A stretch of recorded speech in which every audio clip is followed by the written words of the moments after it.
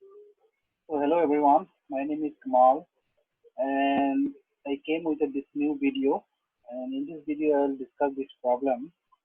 This came in December 2011 and the question number is 88. So what is this question and what is all about? So this question is about the group theory and the application of group theory, and basically they have given two functions phi1 and phi2, which is again depends on these four p's, and these four p's are nothing but the p orbitals of this butadiene. This is a 1,3 butadiene, and they wanted to know. So we have two functions. They belong to which irreducible representation. So there are four irreducible representations are there. So out of these four, to which of them these two orbitals belong? So they are given four options, which I have highlighted in the red color. And one important information they have given in this problem is like sigma b is a molecular plane. Okay. So in order to solve this problem, you need to have a good idea of group theory. Basically, we are not interested in the point group, but application of the group theory. Okay. So this table they have given also in the question paper. So this molecule has a C2V symmetry, and in order to solve this problem, you need to know about the coordinate system. So the x-axis is along this direction, that means along the CC bond, or and we have a y-axis is perpendicular to this molecular plane. That means, and this z-axis is towards this, you can say, out of the plane or towards us.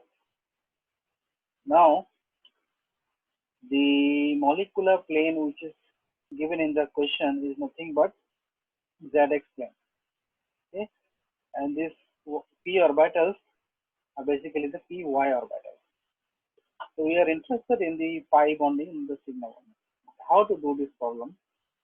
Now, to solve this problem, what you have to know about the effect of the symmetry operation on the individual p orbitals. Once you know the effect of this symmetry operation on the individual p orbitals, then your half job is done, and just then you have to do some mathematical manipulation and the results will be with you.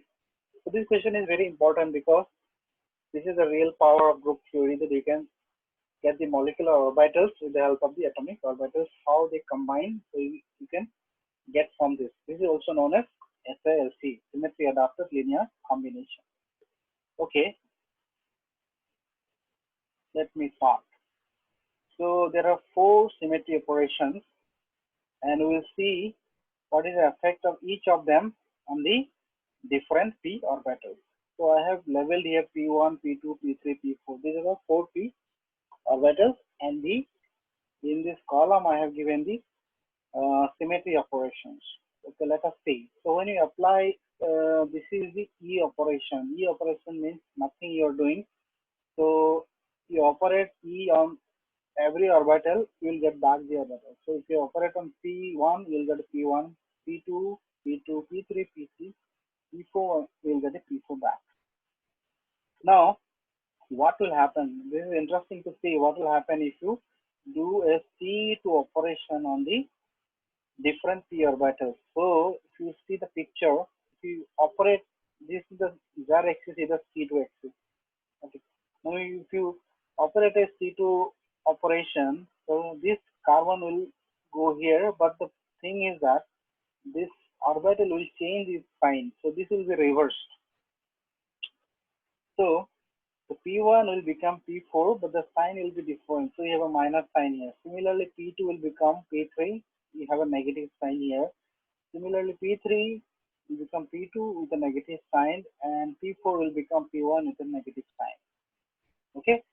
So this is when we apply C2 axis on this molecule. Again, sigma B plane, which is a molecular plane. Okay. That means this plane will contain all the 4 carbon atoms. So what we'll do, this plane will not shift any of the carbon atom from its position. Only thing it will do, the sign of the lobes will change. So if it is a shaded portion, will come down. This will come down. This will come down. So P1 will become minus P1, P2 will become minus P2, P3 will become minus P3, and P4 will become minus P4. Now the left one is yours. The last one, the last symmetry operation is sigma dash B, so which is nothing but the plane which bisects the molecule into 2 halves. So that is nothing but YZ plane. Okay. If you do YZ plane, the P1 will become P4. But in this case, we are not putting any negative sign because it will not reverse. It will just reflect. The lobes positive side will be on the positive side only. There will be no change in the sign of the orbital. Okay. So P1 will become P4. So P1 will become P4. P2 will become P3. P3 will become P2, and P4 will become P1. But this time there is no change in this sign, as we have discussed for P2. Now, once we know this thing on the individual p orbitals, how the symmetry operation will work, our job is almost done, because psi1 and psi2 consist of these 4 p orbitals. So if I know how these p orbitals will behave upon the application of the symmetry operation, we exactly know how the psi1 will behave. So I have given another column of psi1 and psi2. So let us see here. If you have a do symmetry operation E on psi1, all the orbitals are not going to change. So ultimately you will be getting back psi1, or phi1 will be getting back. And I can write in this way, 1 into phi1. Again, when you do C2 operation, you will see that everything will change. P1 will become minus P4 and so on. And finally, what you will get a minus phi1.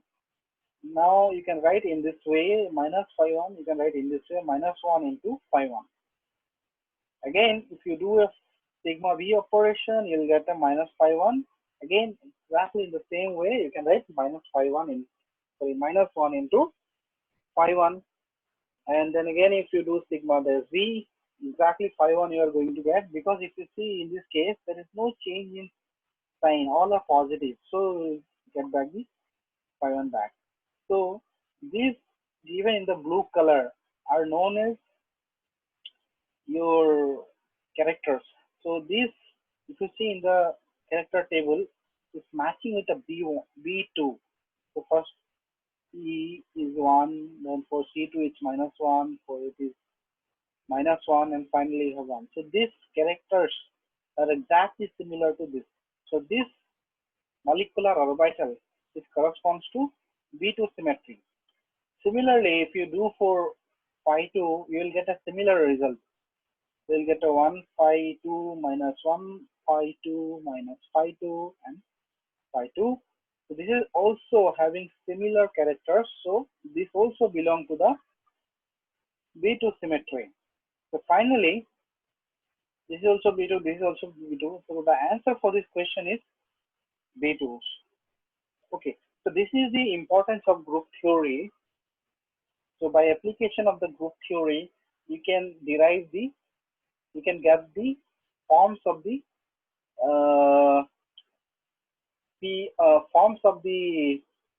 the molecular orbitals, how it is combined with the atomic orbitals. So these are all, you can say, atomic orbitals, P1, P2, P3, P4, combined in a style, in a different style to give you. So here it is a different combination, is a different way, it is different way, but then this all belongs to same B2.